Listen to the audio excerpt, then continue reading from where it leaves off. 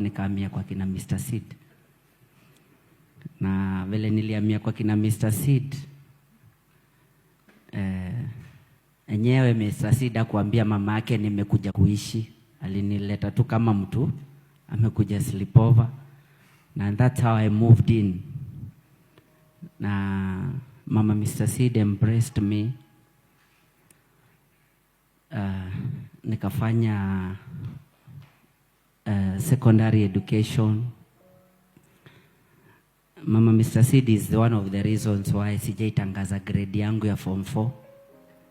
Kwa sababu walikuwa ananiamini sana. Alikuwa anaamini mimi ni mwerevu sana.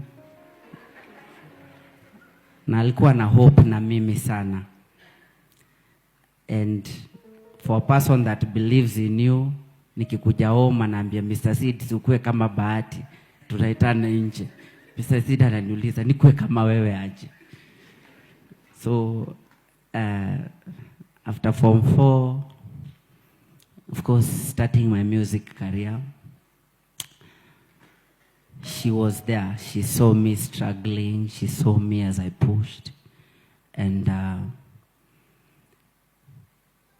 even when I was doing my first introduction and engagement to my wife Diana, aliniita kanishonea nguo bado for free. Ndio niende nikikaa binadamu.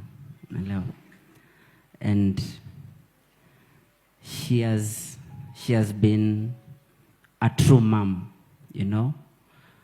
You know, as brothers, kuna wakati mnaamuka mnapigana. Kama kuna wakati nilipigana na Mr. Seed, sitaki kumuona, hataki kuniona, lakini jioni tunapigia mama mmoja. And you see, one thing I loved about mom, she never wanted to know what nonsense was going on between me and my brother. She kept it real. Bahati, you are my son. Na alitaka kuona nikiendelea vizuri kama vile alitaka kuona Mr. Seed akiendelea vizuri. You know, and